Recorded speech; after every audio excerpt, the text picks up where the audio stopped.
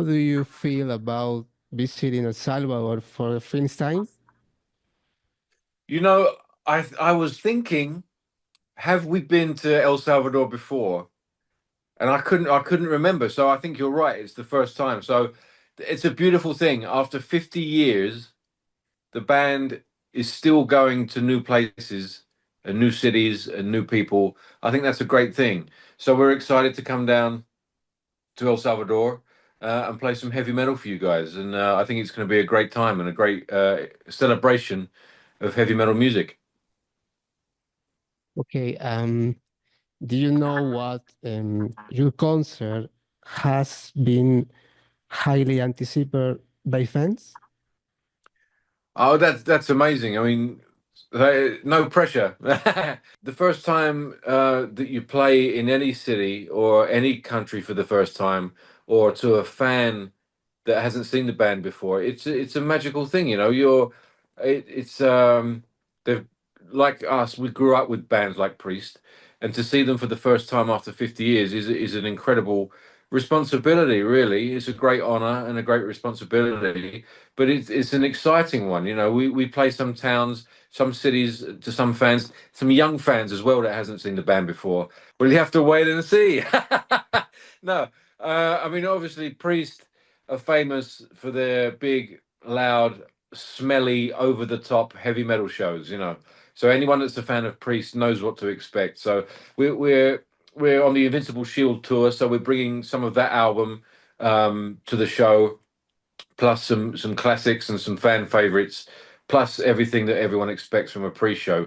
There might be a motorbike that comes out on stage. You know, there might be some guitar solos and some screeching vocals and some heavy bass and drums, and that's what a pre-show is known for. So, but at the heart of it, it's great songs that we all know and love, and we can't wait to play them for you all down there. Richie, any surprises? The shows? If I told you, it wouldn't be a surprise anymore. So I can't tell you if there's any surprises. You'll have to wait and see for the show.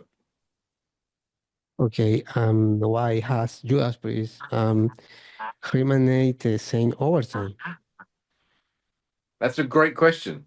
I think, as a fan looking at the band through history, I think they've always tried to try something new, but the character is so strong in the band with Rob and Glenn and KK and Scott and Ian. The character of the band is so strong that they've tried different things: Painkiller, Turbo, Screaming for Vengeance. They're very different albums, but they all have the same DNA that we love about Judas Priest. So I think it's just a combination of those guys and the music they love to play, and the fans around the world that put the band up there. So I think that's what it is really. They love what they do. The band loves what they do. Um, and it's pretty much the same guys it's been for the last few decades. So it's the character of those guys coming together that creates the Judas Priest sound. Okay, and how is the band doing now? We're doing great, you know. As we're playing places that we've never played before, that's a great thing. So we're playing some of the biggest shows we've played in a long time in Europe and obviously in South America. We just got back from Japan. The record's doing has been received very well. And again, for a band that old, how do I say that? A band with that legacy of a 50-year legacy to still put out new music that's being, I mean, we got nominated for a Grammy, which was an amazing thing. And it's a band that's been out longer than 50 years that's still putting out music that's relevant for the Grammys. We're still touring, we're still putting out new music, and we're still coming down to see you guys for the first time. So I think that to me ticks all the boxes that the band's doing well, you know. So and it's an honor to be a part of that at this point in their career. Okay, Richie, um, Invisible Shield was the last production, and how was the reception? The reception has been really positive, you know, around the world. Um, when you make an album like that, you don't know how it's going to be received. Any album you make, you give it 1,000%.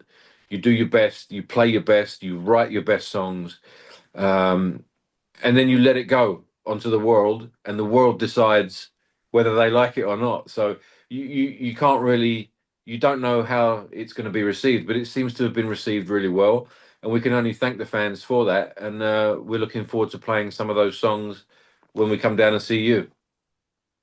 Thank you for your time, Richie. See you May 2nd. Bye, man.